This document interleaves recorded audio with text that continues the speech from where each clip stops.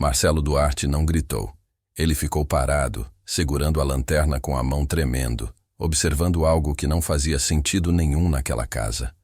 O piso de madeira rangia levemente sob seus pés, as tábuas antigas, escuras, inchadas pelo tempo. E entre duas delas, algo se movia. Primeiro, ele pensou que fosse sujeira, depois poeira úmida, até que a lanterna iluminou direito. Larvas, brancas, vivas, se contorcendo lentamente, como se o chão estivesse respirando. O estômago de Marcelo virou. Aquela casa estava fechada há anos. Ninguém morava ali. Ninguém morria ali. Pelo menos, era isso que ele sempre acreditou. Mas o cheiro começou a subir. Um cheiro antigo, pesado, que não vinha de fora, vinha de baixo. E naquele instante, sem saber explicar por quê, Marcelo teve certeza de uma coisa. O que estava enterrado ali não queria mais ficar em silêncio. Se você gosta de histórias que revelam os mistérios mais perturbadores das relações humanas, inscreva-se no Arquivos do Silêncio e ative as notificações. Deixe nos comentários seu tipo de mistério favorito. Queremos saber como podemos trazer ainda mais histórias para nossa comunidade. O calor de agosto de 2006 transformava o interior de Goiás numa fornalha seca. O ar vibrava sobre a estrada de terra que serpenteava por 15 quilômetros, até o que restava do sítio Recanto da Pedra, uma propriedade abandonada há uma década, esquecida entre o cerrado e os primeiros sinais de mata que anunciavam a Chapada dos Veadeiros ao norte. Marcelo Duarte segurava firme o volante de sua caminhonete enquanto desviava de buracos profundos cavados pelas chuvas de março. Poeira vermelha cobria o para-brisa, e ele precisava acionar os limpadores a cada curva fechada. Ao seu lado, Ademir, o corretor de imóveis local, limpava o suor da testa com um lenço já encharcado. "Faz tempo que alguém vem aqui?" Marcelo perguntou, mais para quebrar o silêncio pesado que tomava conta da cabine do que por real curiosidade. Ademir balançou a cabeça. "Ninguém se interessa, sabe como é. O lugar tem história." Marcelo conhecia a história, ou pelo menos a versão oficial dela. Em 1996, uma família inteira, pai, mãe e 3 filhos, havia desaparecido sem deixar rastros. A polícia procurou, a comunidade ajudou nas buscas, mas nada. Evaporaram como a água em pedra quente do cerrado. Com o tempo, a propriedade foi declarada abandonada, os impostos se acumularam e o Estado assumiu a posse.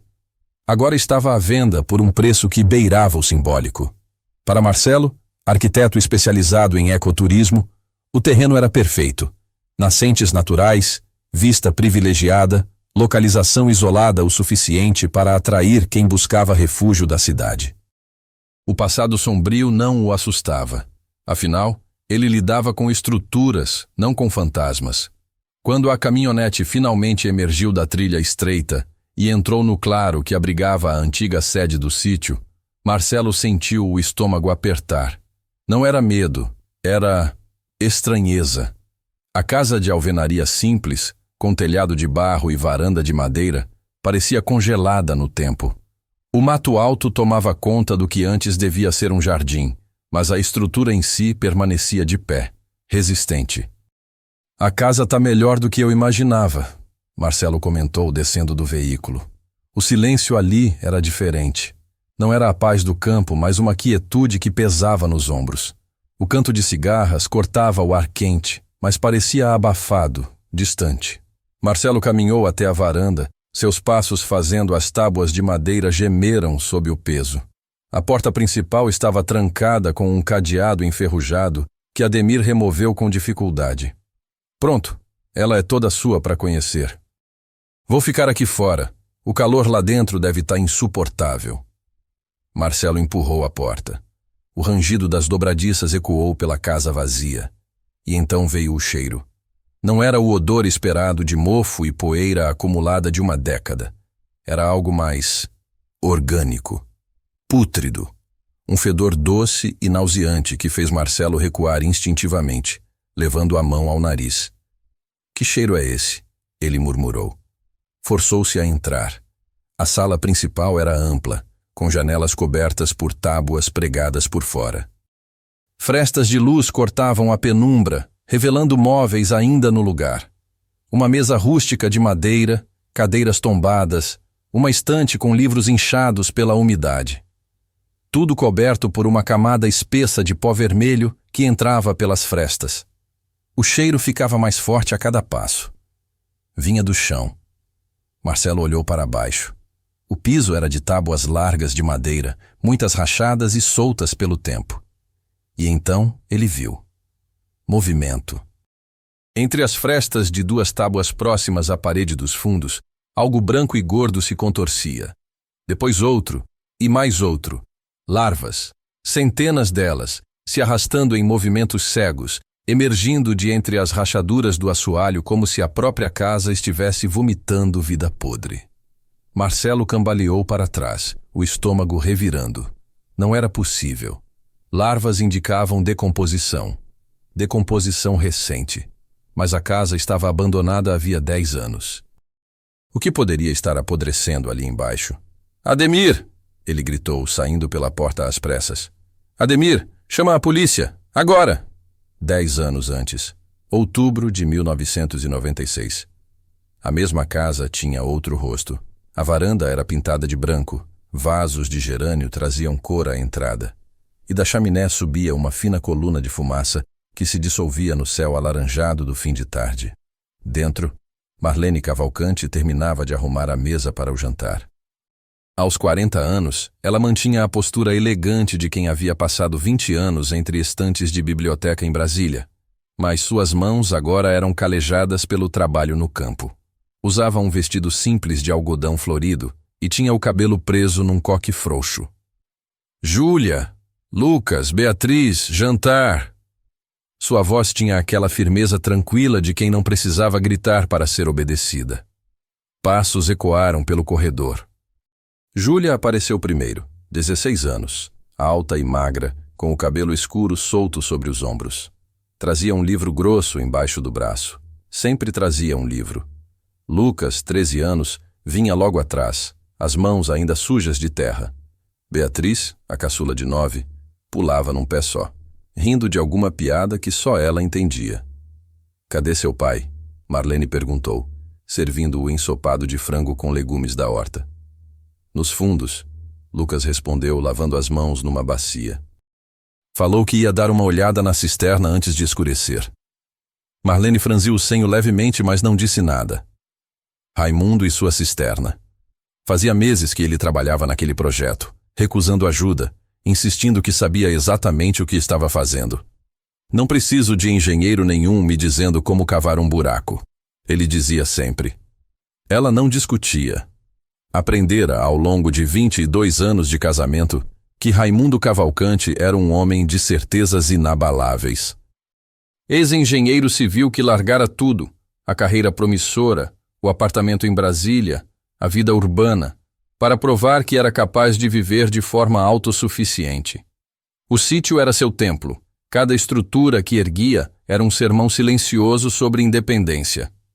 Ele devia pedir ajuda do seu Antônio, Júlia comentou, sentando-se à mesa. O caseiro da fazenda vizinha entende dessas coisas. Seu pai não pede ajuda para ninguém, você sabe disso.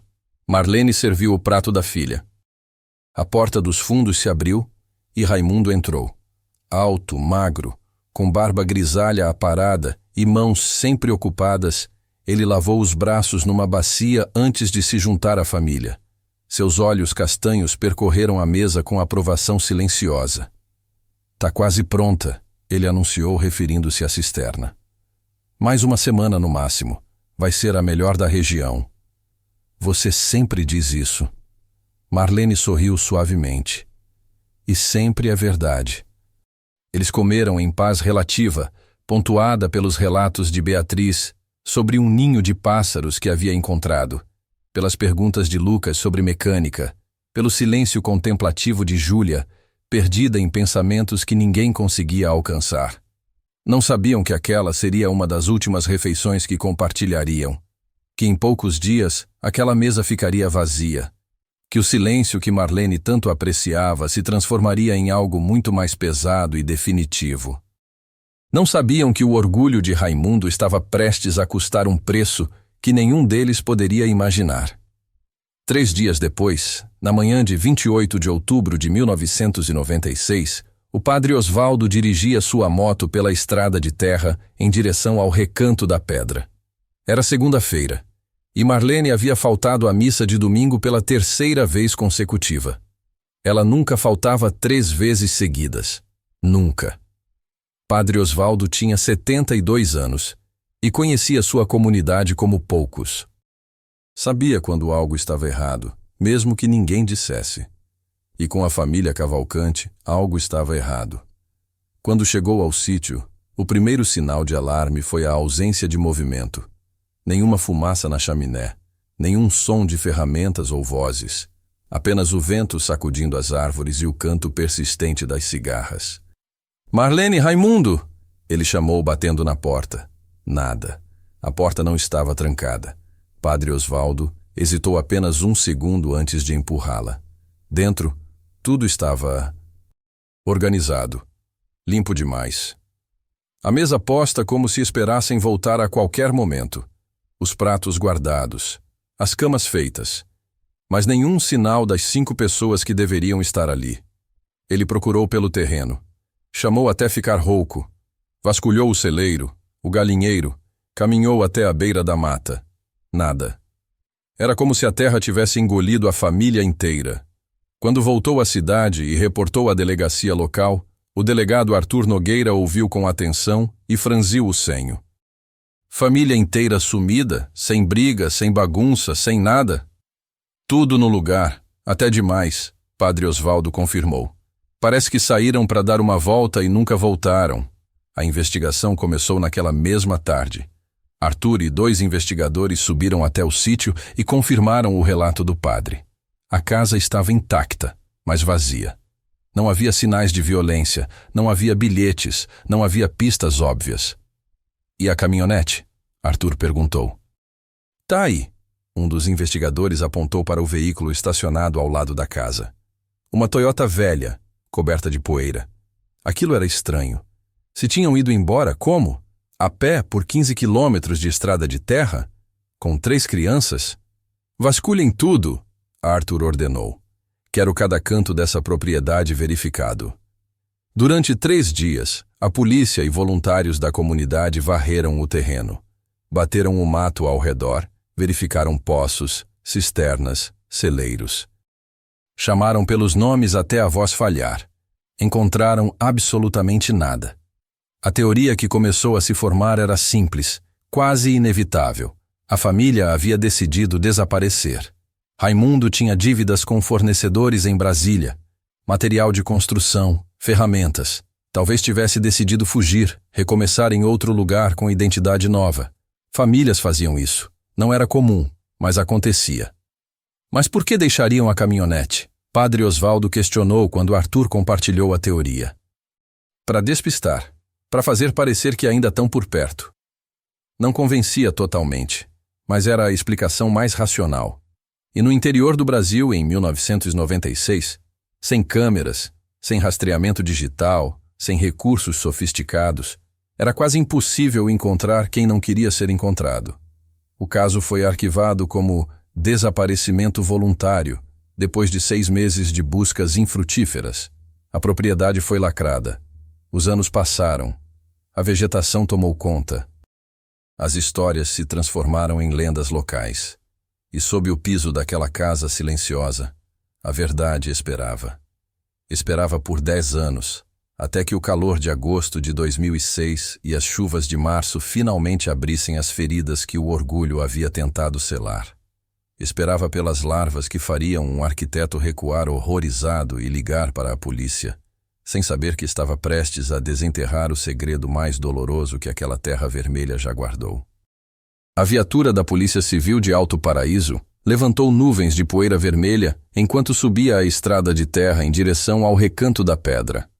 Eram quase 5 da tarde, quando a investigadora Renata Fonseca, 38 anos, desceu do veículo ao lado de 2 peritos criminais e um fotógrafo. O sol de agosto ainda castigava, transformando o ar em ondas visíveis de calor. Marcelo Duarte esperava na varanda, pálido, um lenço cobrindo o nariz e a boca. Ao seu lado, Ademir fumava nervosamente, o terceiro cigarro desde que haviam ligado para a polícia. "Foi você quem ligou?" Renata perguntou, subindo os degraus da varanda com a autoridade de quem tinha 15 anos de experiência em investigações. "Fui eu sim, Marcelo Duarte. Eu vim ver a propriedade para comprar e..." Ele apontou para a porta aberta. "Tem algo morto lá dentro, embaixo do chão." Renata trocou um olhar com o perito mais velho, Gilmar, que já ajustava a máscara N95 no rosto. Ela conhecia aquele caso. Todo mundo na região conhecia. A família que desapareceu em 96. 10 anos de especulações, de histórias contadas em botecos, de teorias conspiratórias sobre fuga, sobre crime passional, sobre intervenção divina. "Vamos dar uma olhada." O cheiro atingiu Renata antes mesmo de cruzar a porta. Mesmo através da máscara, era inconfundível. Matéria orgânica em decomposição. Mas havia algo estranho nele. Não era o fedor agudo de morte recente, mas algo mais antigo, reativado. Como uma ferida que nunca cicatrizou direito e voltou a sangrar. Gilmar acendeu uma lanterna potente. O feixe de luz cortou a penumbra da sala, revelando a cena que Marcelo havia descrito. Larvas brancas e gordas se contorcendo entre as frestas das tábuas do piso, especialmente concentradas próximo à parede dos fundos. "Fotografe tudo antes de tocarmos em qualquer coisa", Renata ordenou. O clique da câmera ecoava pela casa vazia, enquanto o fotógrafo documentava cada ângulo. Renata agachou-se próximo à maior concentração de larvas, observando o movimento cego e persistente. Moscas. As larvas eram de moscas varejeiras, típicas de ambientes onde havia carne em decomposição. "Essas larvas são recentes", Gilmar comentou, examinando uma com pinça. "No máximo 2 semanas, o que significa que as moscas só tiveram acesso há pouco tempo." "Mas se há algo morto aqui há 10 anos? Renata deixou a frase no ar. Então estava selado. Algo mudou. Algo abriu. Renata se levantou e examinou o piso com atenção. As tábuas estavam rachadas em vários pontos, soltas, algumas levemente afundadas. Ela bateu com o pé. O som ecoou oco, reverberando como se houvesse um espaço considerável embaixo. "Tem uma cavidade grande aqui embaixo. Não é só o espaço normal entre o piso e o chão." Gilmar ajoelhou-se e tentou levantar uma das tábuas mais soltas. A madeira cedeu facilmente, revelando um vão escuro. O cheiro explodiu com força renovada, fazendo até o perito experiente recuar. Meu Deus! Com lanternas apontadas para baixo, eles viram. Não era um simples crawl space. Era uma estrutura, paredes de pedra, uma escavação profunda.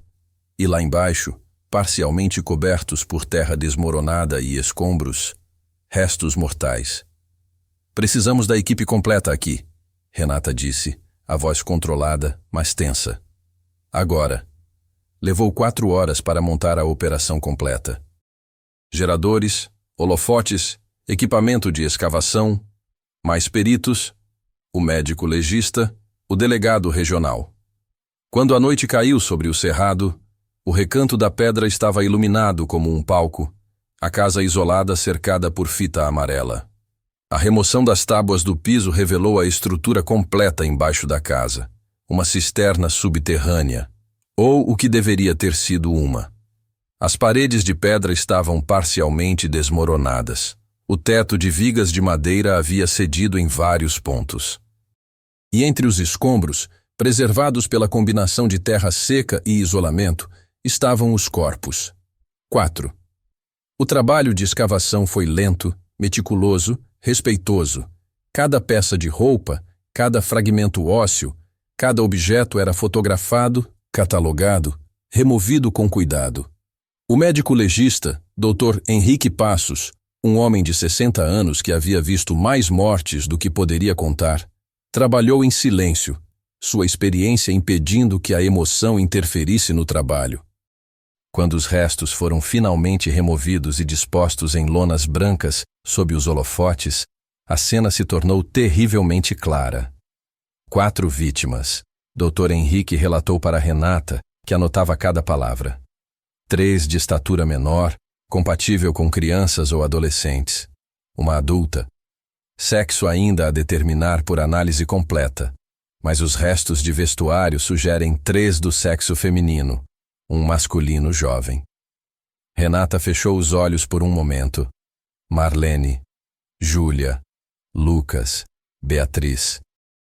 Os nomes que constavam no relatório de 1996, os rostos da fotografia que ela havia estudado antes de vir. Causa da morte? Preliminarmente, Dr. Henrique apontou para padrões nos ossos, na disposição dos corpos. Trauma por esmagamento e asfixia. Veja aqui, as costelas fraturadas, os crânios com fraturas compatíveis com compressão.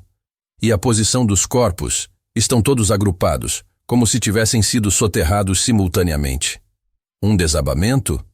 É possível. Vou precisar de análises mais detalhadas, mas tudo indica morte por soterramento. Não vejo sinais de trauma violento pré-morte. Não há marcas de defesa. Não há... Ele pausou, escolhendo as palavras. Não há indicações de homicídio violento tradicional. Renata olhou para a estrutura desmoronada ao redor. Uma cisterna. Raimundo estava construindo uma cisterna.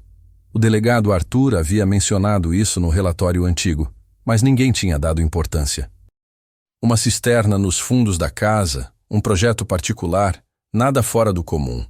Exceto que esta cisterna não estava nos fundos, estava embaixo. Ele cavou sob a própria casa, ela murmurou. Gilmar, que examinava as paredes de pedra com lanterna, confirmou. E não seguiu nenhuma norma de segurança. Olha aqui, essas vigas de sustentação são inadequadas para o peso. E a profundidade? Isso aqui tem quase 4 metros. Sem escoramento apropriado. Sem reforço. É um milagre não ter desabado antes. Mas desabou. E quando desabou, 4 pessoas estavam lá embaixo. Cadê o 5º corpo?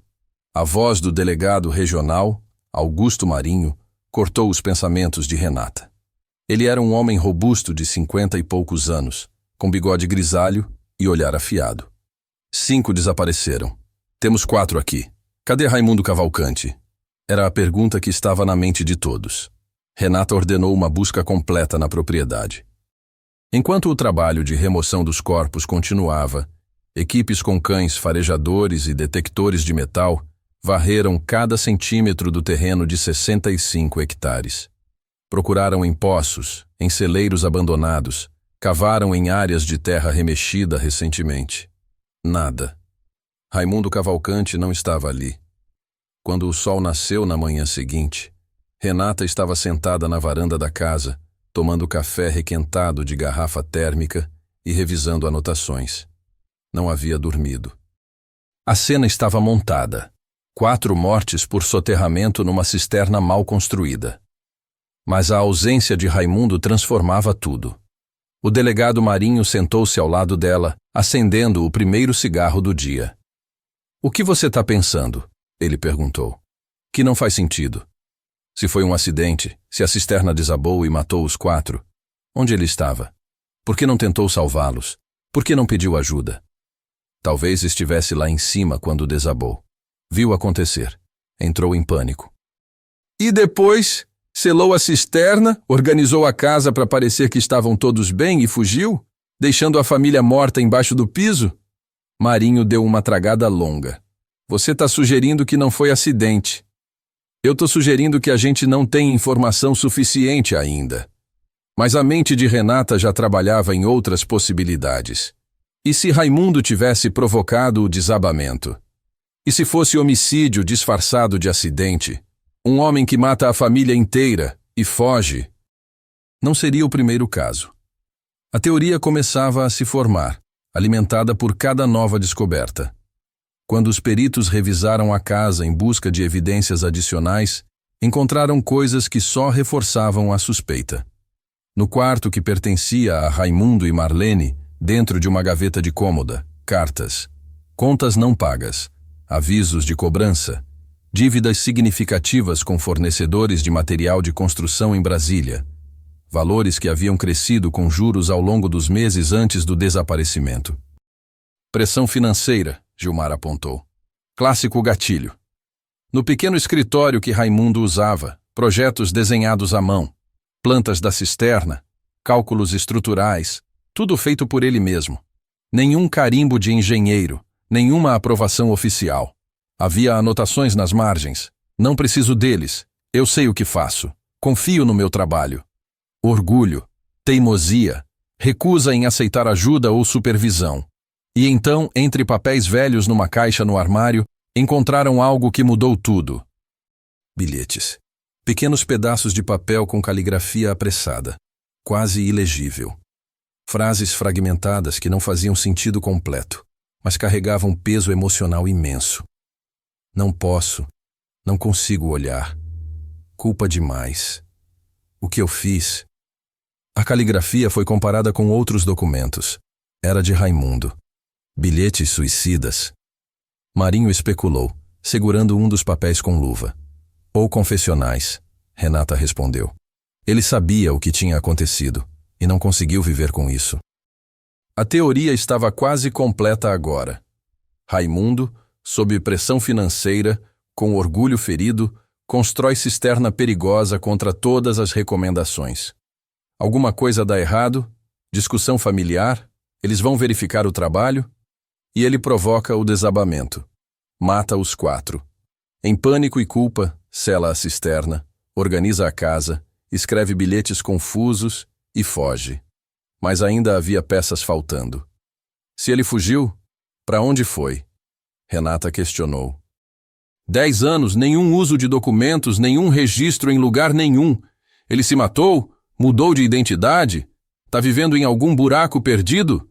Foi o padre Osvaldo quem trouxe a pista seguinte.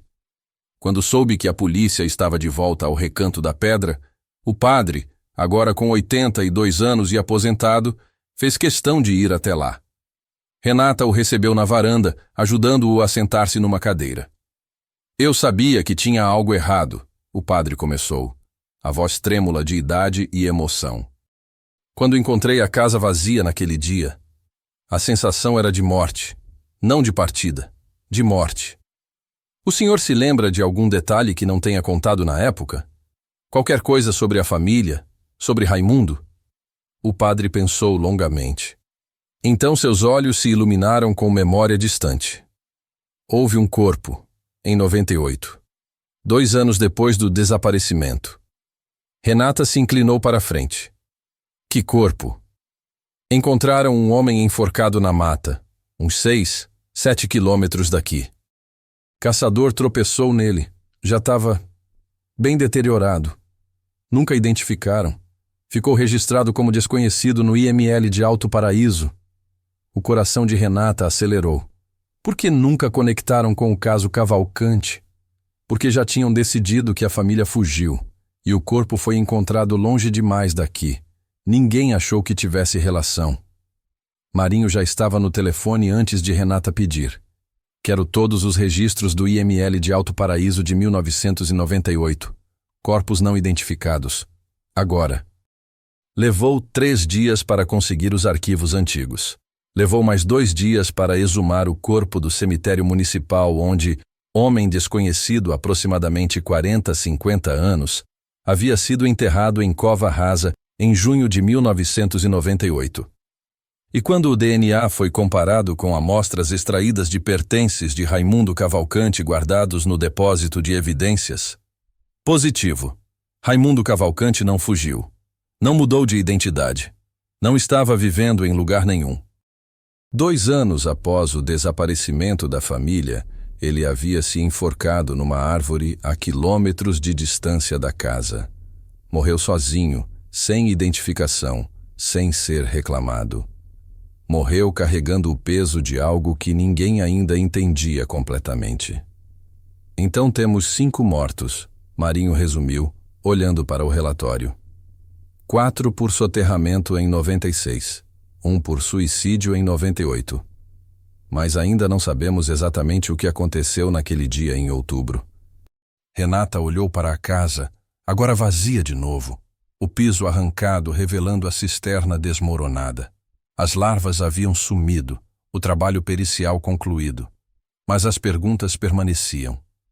Como exatamente a cisterna desabou? Foi acidente puro? Foi negligência criminosa? Foi algo pior? Por que Raimundo não tentou salvar ninguém? Por que selou tudo e fingiu que estavam bem? E por que, 2 anos depois, a culpa se tornou pesada demais para carregar? As respostas estavam enterradas em algum lugar entre os escombros, os bilhetes fragmentados e a mente perturbada de um homem que não conseguiu pedir ajuda quando mais precisava. E Renata estava determinada a encontrá-las. A sala de reuniões da Delegacia Regional de Alto Paraíso estava repleta de papéis, fotografias e relatórios espalhados sobre a mesa. Renata Fonseca estudava cada peça do quebra-cabeça pela 10ª vez naquela semana, procurando o padrão que ainda lhe escapava.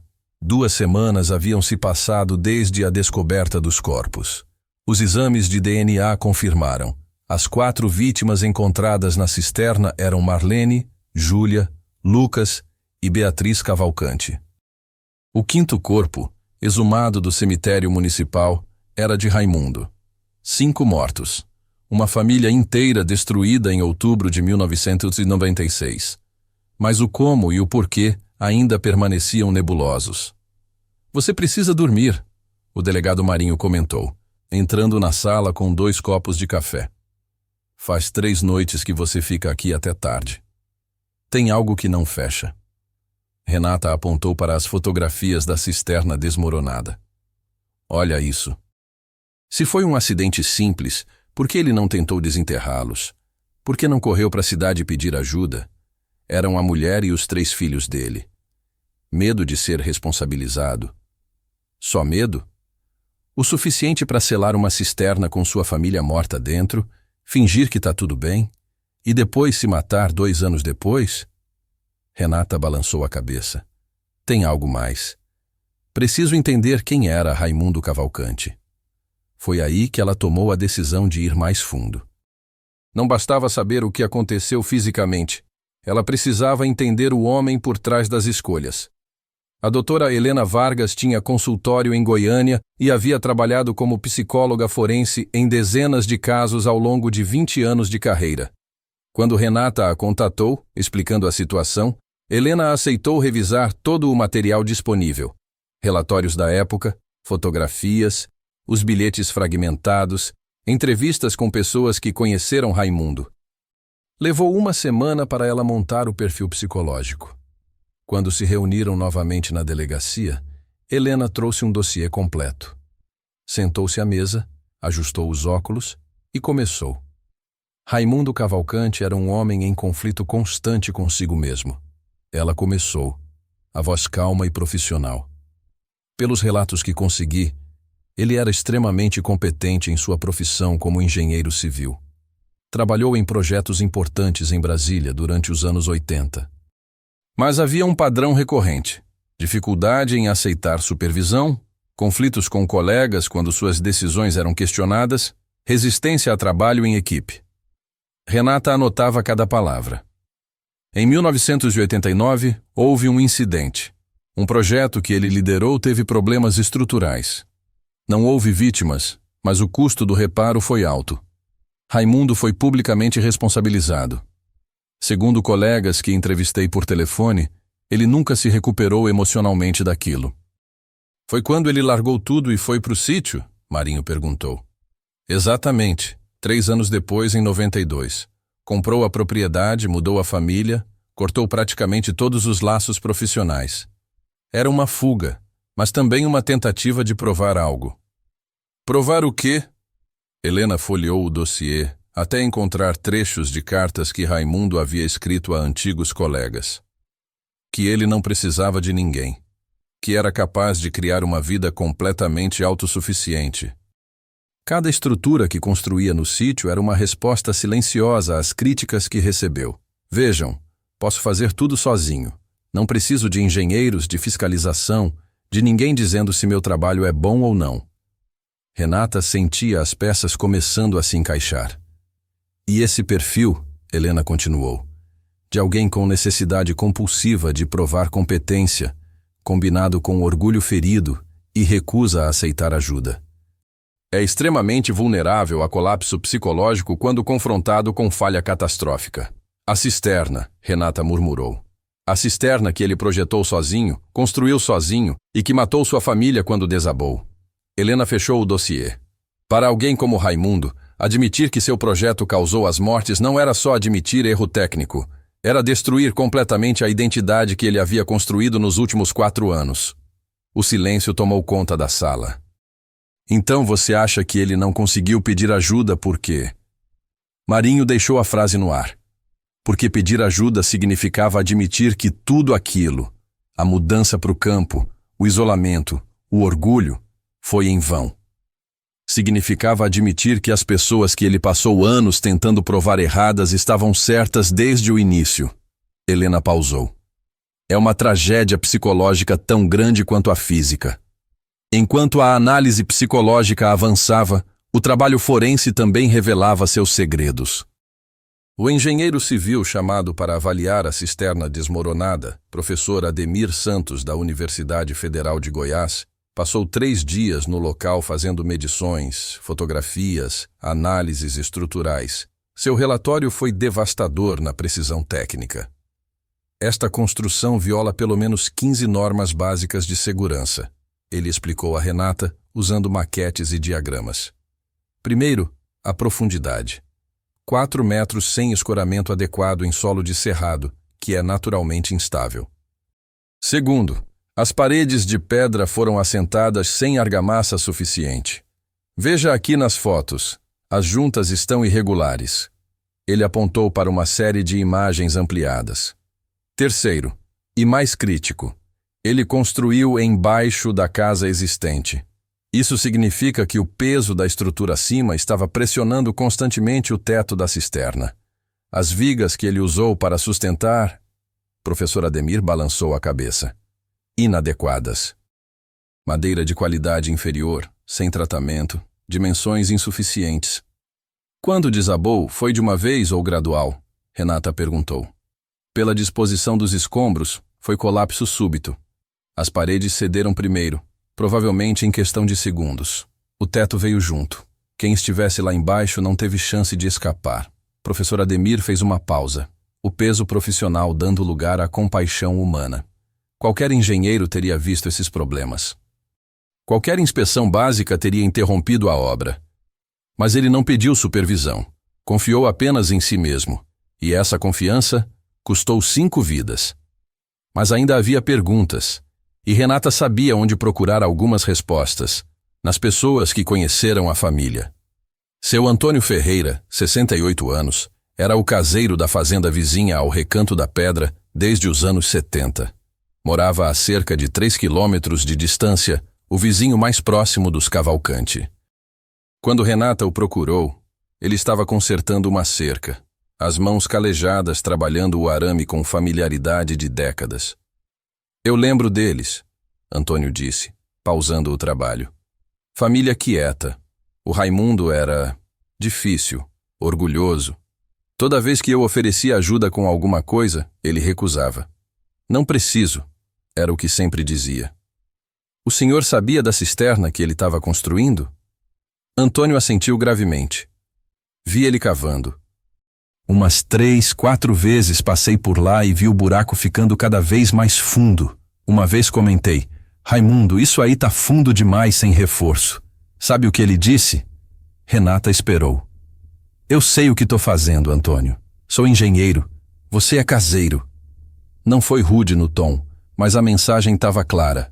Eu não entendia. Ele entendia. Antônio voltou ao trabalho na cerca, os movimentos mais bruscos agora. Nunca mais ofereci ajuda depois daquilo. E nos dias antes do desaparecimento? O senhor viu ou ouviu algo? Nada. Passava ali de vez em quando, via fumaça na chaminé. Achava que estava tudo normal.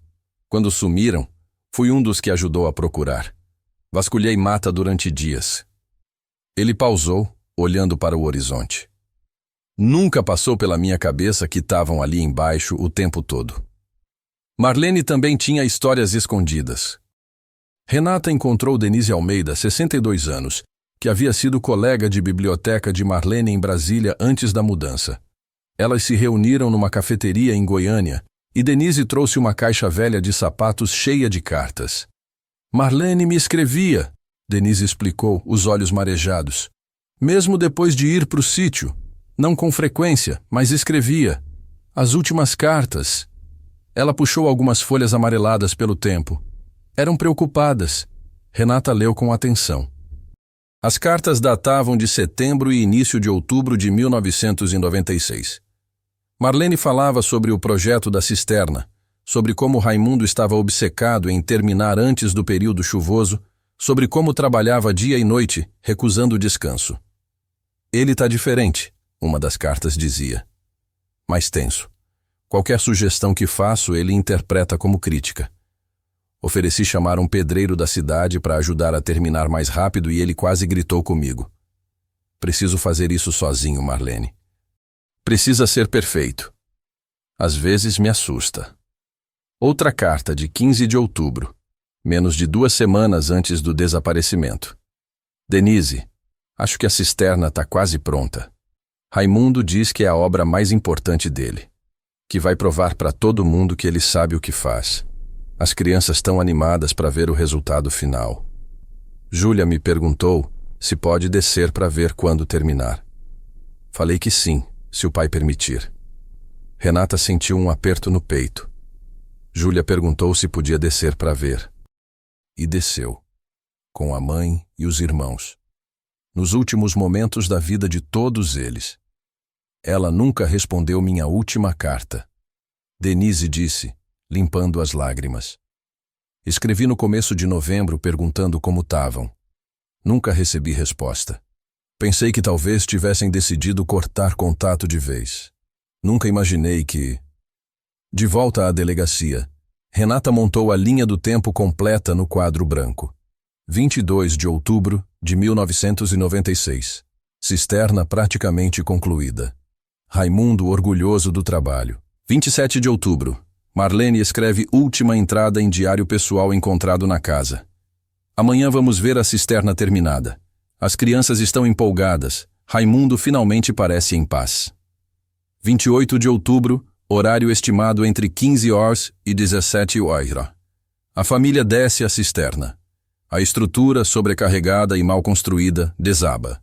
Marlene, Júlia, Lucas e Beatriz morrem por soterramento e asfixia. Raimundo estava no nível superior. Sobrevive.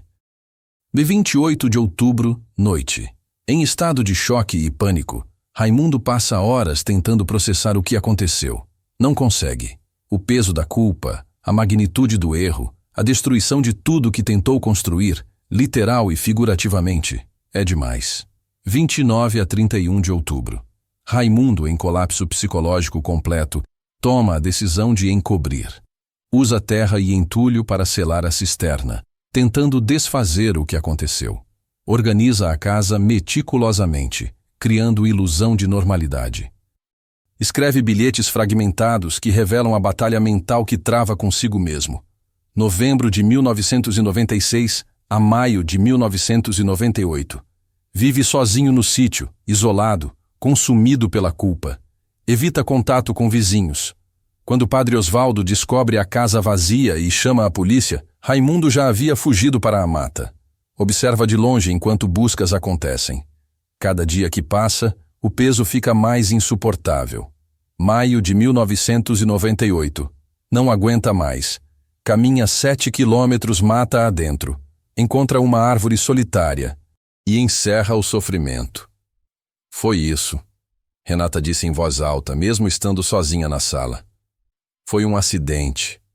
Um acidente terrível causado por orgulho, por recusa em pedir ajuda, por necessidade de provar algo que não precisava ser provado. Mas mesmo com a linha do tempo completa, ela sabia que ainda faltava uma peça crucial. O momento exato. A sequência precisa de eventos naquele 28 de outubro que transformou uma visita familiar em tragédia.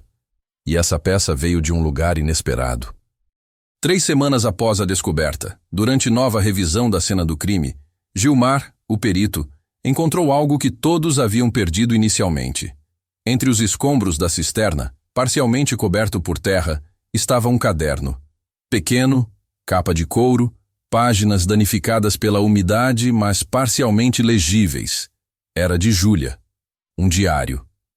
As últimas páginas, escritas nos dias antes da tragédia, estavam borradas, mas podiam ser decifradas com cuidado. Renata leu cada palavra como se fossem sagradas. 25 de outubro de 1996. Papai finalmente terminou a cisterna. Ele está tão orgulhoso. Disse que é a obra perfeita, que nenhum engenheiro conseguiria fazer melhor. Mamãe parece aliviada que acabou. Acho que ela estava preocupada com ele trabalhando tanto. 27 de outubro de 1996. Amanhã vamos descer para ver a cisterna por dentro. Papai disse que quer que a gente veja o trabalho dele completo antes de selar o teto. Lucas está empolgado. Beatriz também. Eu só quero que o papai volte a sorrir de verdade. Faz tempo que ele não sorria assim. E então, a última entrada. Data, 28 de outubro. Escrita apressadamente com letra trêmula. 28 de outubro. Antes. Vamos descer agora. Papai está explicando como funcionará o sistema de filtragem. Tá tão feliz mostrando cada detalhe. Acho que é a primeira vez em anos que o vejo realmente em paz consigo mesmo. Depois disso, nada. O caderno tinha marcas de impacto, como se tivesse caído quando... Renata fechou os olhos. Conseguia imaginar a cena. A família descendo pela escada improvisada. Raimundo no topo, orgulhoso, explicando. Marlene e as crianças lá embaixo, admirando. E então, o estalo, as pedras se soltando, o primeiro sinal de que algo estava errado, o segundo de puro terror antes do colapso total. Júlia devia ter o caderno nas mãos quando começou. Deixou cair quando percebeu o perigo. E segundos depois, Renata apresentou o relatório completo ao Ministério Público uma semana depois. Todas as evidências, todas as análises, todos os testemunhos montando o quadro definitivo.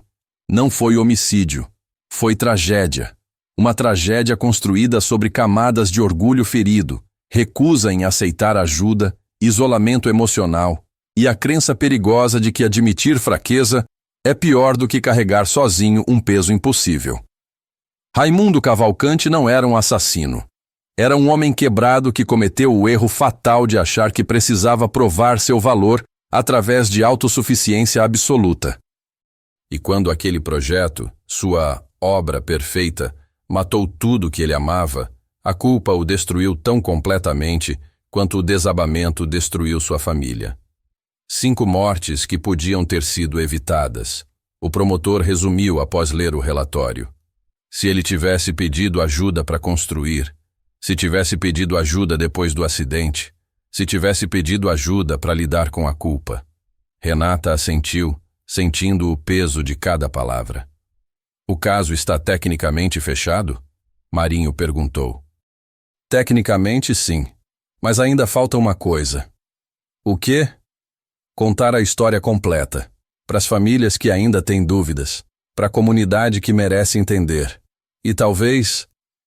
Renata olhou pela janela, para o cerrado dourado sob o sol. Talvez para evitar que outras pessoas cometam o mesmo erro de achar que pedir ajuda é fraqueza. A reconstituição técnica final aconteceu numa manhã de setembro de 2006, quase um mês após a descoberta inicial. O professor Ademir Santos retornou ao Recanto da Pedra, acompanhado de uma equipe de engenharia estrutural, equipamentos de medição avançados e uma determinação de entender exatamente o que aconteceu naquele 28 de outubro de 1996. Renata estava presente, assim como o delegado Marinho e representantes do Ministério Público. Não era apenas mais uma perícia, era o momento de dar voz aos mortos, de entender seus últimos segundos, de honrar suas memórias com a verdade completa.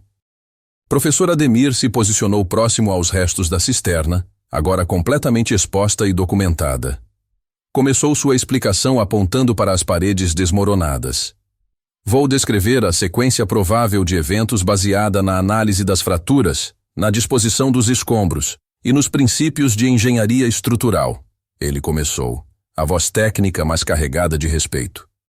Usando um tablet com animações 3D que sua equipe havia criado, mostrou a cisterna como estava antes do colapso.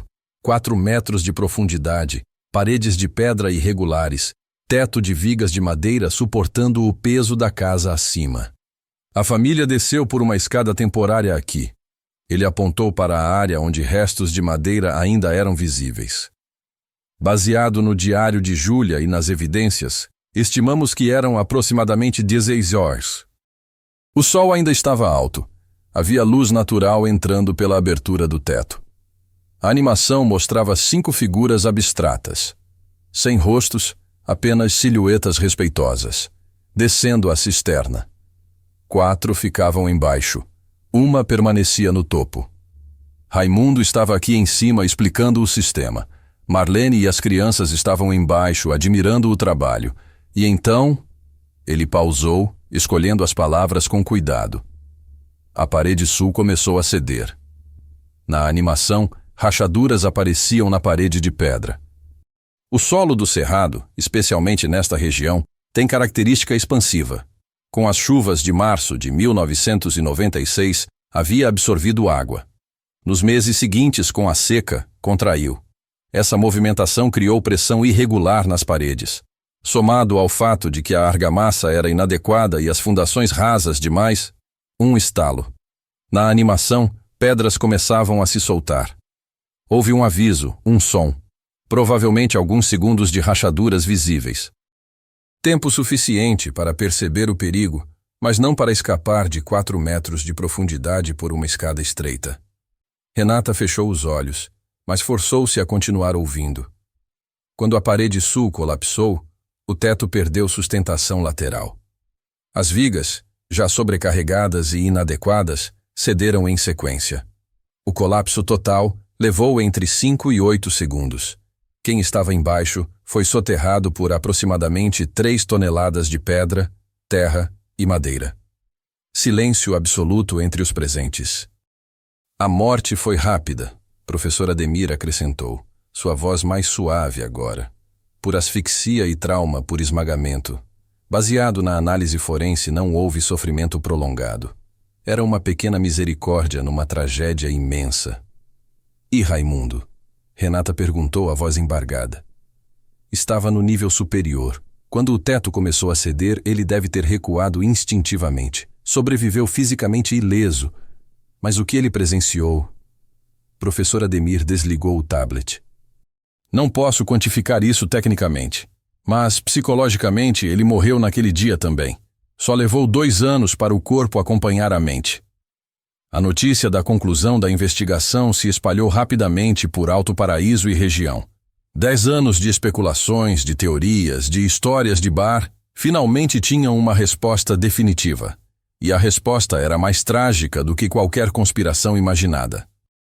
Padre Osvaldo, agora com 82 anos e saúde frágil, pediu para fazer uma missa em memória da família Cavalcante.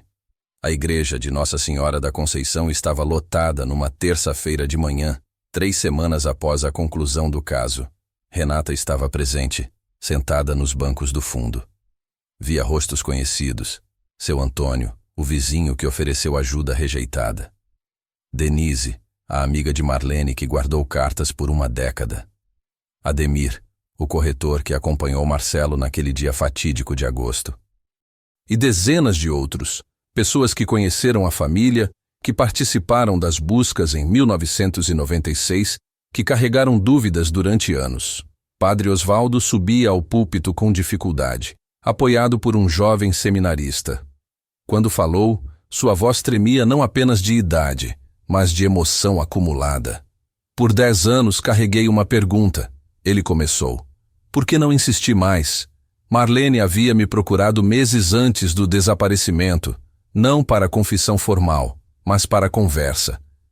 Falou sobre o marido, sobre como ele estava obcecado em provar algo, sobre como recusava ajuda. Eu ouvi, ofereci palavras de conforto, mas não agi. Ele fez uma pausa, limpando os olhos. Aprendi algo doloroso. Ouvir não é suficiente quando alguém está afogando. Às vezes precisamos estender a mão com força, mesmo quando ela é recusada. Marlene me sinalizou que algo estava errado. Eu vi, mas não agi.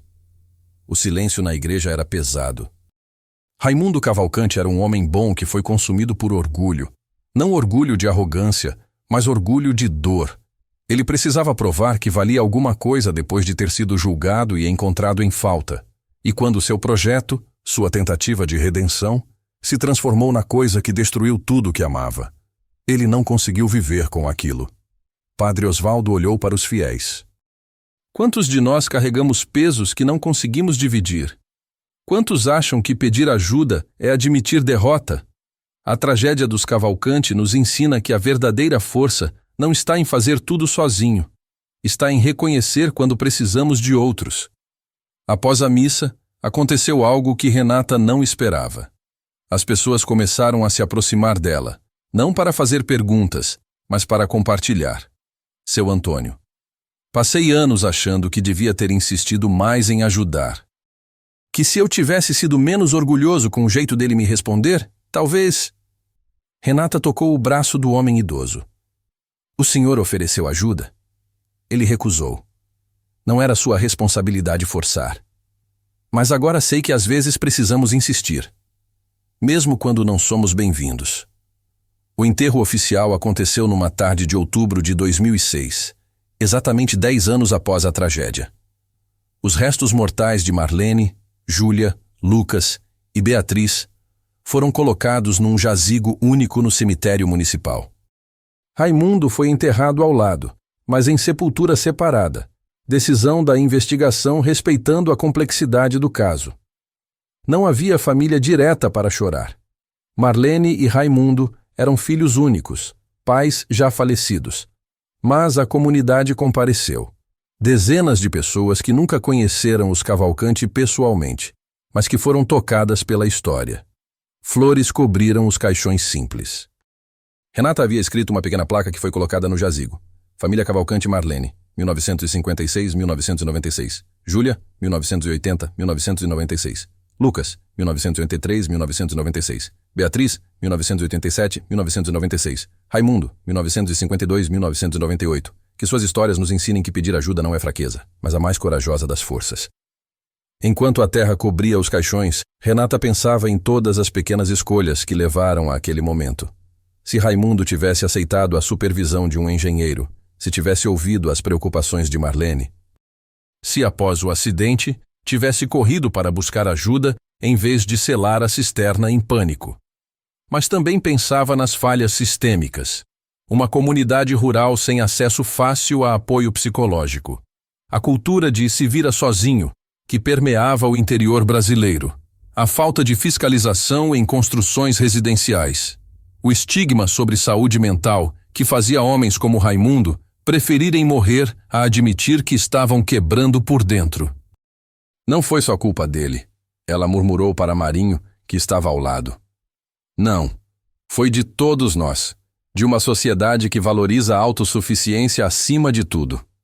3 meses depois, Renata deu uma palestra na Universidade Federal de Goiás, convidada pelo professor Ademir. O auditório estava cheio de estudantes de engenharia, psicologia, direito. Ela contou a história completa dos Cavalcante, não como caso policial, mas como lição. 5 pessoas morreram, ela concluiu. 4 no acidente que poderia ter sido evitado com supervisão adequada. 1 por suicídio que poderia ter sido evitado com apoio à saúde mental. E entre esses 2 eventos, 10 anos de sofrimento silencioso de um homem que achava que carregar sozinho era sua única opção. Ela mostrou fotos da cisterna desmoronada, dos projetos inadequados de Raimundo, dos bilhetes fragmentados. Para os futuros engenheiros aqui, normas de segurança não são burocracia. São lições escritas em sangue de tragédias passadas. Sigam-nas. Para os futuros psicólogos, quando alguém se isola, quando alguém recusa ajuda repetidamente, quando alguém está obcecado em provar algo, vocês estão vendo sinais de alarme. Não ignorem. Uma estudante levantou a mão. Mas e se a pessoa recusa ajuda? Como Raimundo fez, você continua oferecendo. Com gentileza, com persistência, com criatividade. Porque a alternativa, deixar alguém afundar sozinho, é inaceitável. O Recanto da Pedra foi demolido 6 meses depois. A propriedade foi doada pelo Estado para um projeto de reflorestamento. Onde antes havia a casa com o segredo sob o piso, hoje há mudas de cerrado nativo crescendo. Mas a história permanece. Marcelo Duarte, o arquiteto que descobriu as larvas, nunca comprou aquele terreno. Comprou outro próximo e construiu seu projeto de ecoturismo. Mas insiste que cada construção seja supervisionada por múltiplos engenheiros, com todas as licenças, com cada norma seguida à risca.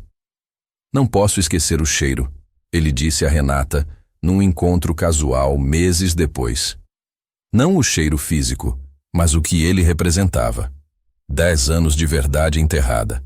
10 anos que podiam ter sido evitados se um homem tivesse conseguido dizer: preciso de ajuda. Padre Osvaldo faleceu em 2008, aos 84 anos. Em seu funeral, Renata descobriu que ele havia criado, nos últimos anos de vida, um grupo de apoio na paróquia. Para homens que carregam peso demais, o anúncio dizia: espaço seguro para dividir fardos. Seu Antônio continuou como caseiro, mas mudou sua abordagem. Agora, quando vejo alguém recusando ajuda com teimosia, eu não desisto. Continuo voltando, oferecendo, insistindo com gentileza, porque aprendi que, às vezes, não preciso de ajuda significa tenho medo de admitir que preciso. Em 2010, 4 anos após a resolução do caso, Renata retornou ao cemitério onde a família Cavalcante estava enterrada. Era 28 de outubro, aniversário de 14 anos da tragédia. O jazigo estava bem cuidado. Flores frescas, alguém da comunidade ainda se lembrava, ainda honrava. A placa que ela havia colocado permanecia intacta, as palavras ainda legíveis. Ela adicionou uma nova placa menor, particular. Marlene. Sua preocupação era amor, não crítica. Júlia. Seu diário deu voz quando você não podia mais falar. Lucas. Sua empolgação era inocência pura. Beatriz. Sua alegria permanece nos que se lembram. Raimundo. Que você finalmente tenha encontrado paz. Suas vidas nos ensinam. Suas mortes nos transformam. Renata ficou ali por 1 hora, em silêncio, pensando em todas as vidas que aquela tragédia havia tocado. Os investigadores que trabalharam no caso. Os estudantes que aprenderam com os erros. As famílias que, ao ouvir a história, decidiram buscar ajuda antes que fosse tarde. Tragédia não pode ser desfeita, mas pode ser transformada em lição, em mudança, em prevenção. Hoje, em 2026, quase 20 anos após a descoberta e 30 anos após a tragédia, o caso Cavalcante ainda é estudado em faculdades de engenharia como exemplo de por que normas existem, em cursos de psicologia como estudo sobre orgulho patológico e colapso mental, em treinamentos de assistentes sociais sobre sinais de alarme em famílias isoladas. A casa não existe mais. As larvas que revelaram a verdade se foram há décadas, mas a lição permanece. Nenhuma estrutura, seja de concreto, seja de orgulho, é forte o suficiente para ser construída sozinha. Pedir ajuda não é admitir fraqueza, é reconhecer humanidade. E carregar sozinho um peso que nos esmaga não é força, é tragédia esperando para acontecer. Marlene tentou alertar. Seu Antônio ofereceu apoio. Padre Osvaldo ouviu os sinais. Mas Raimundo, preso numa prisão de orgulho ferido e necessidade de provar valor, não conseguiu aceitar. E 5 vidas se perderam. Mas de suas perdas, milhares aprenderam. E nisso talvez haja uma forma de redenção. A tragédia da família Cavalcante nos lembra que isolamento e orgulho podem ser tão mortais quanto qualquer arma. Que recusar ajuda repetidamente pode ser um grito silencioso por socorro. Que normas de segurança existem porque alguém, em algum lugar, pagou o preço de ignorá-las. Se você está construindo algo, uma casa, um projeto, uma vida, e sente que precisa fazer tudo sozinho para provar seu valor, Pare. Peça ajuda. Aceite supervisão. Reconheça que colaboração não é fraqueza, mas sabedoria.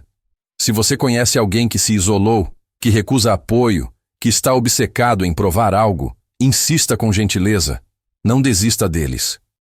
Às vezes, a diferença entre tragédia e salvação é uma única pessoa que se recusa a desistir. Se você carrega culpa, medo ou peso emocional que parece impossível de dividir, saiba. Há pessoas prontas para ouvir. Há recursos disponíveis. Há esperança. Centro de Valorização da Vida, CVV. Disque 188. Apoio emocional gratuito. Buscotudarassa. CREA. Conselho Regional de Engenharia. Para dúvidas sobre projetos e normas de construção. CAPS. Centros de Atenção Psicossocial. Atendimento em saúde mental em todo o Brasil. Ouvidoria da Prefeitura de sua cidade. Para denunciar construções irregulares, que Marlene, Júlia, Lucas e Beatriz descansem em paz eterna. Que Raimundo, onde quer que esteja, tenha encontrado o perdão que não conseguiu dar a si mesmo. E que suas histórias nunca sejam esquecidas, pois nelas aprendemos que a coragem verdadeira não está em fazer tudo sozinho, mas em reconhecer quando precisamos de mãos que nos ergam. Pedir ajuda não é derrota, é a primeira vitória.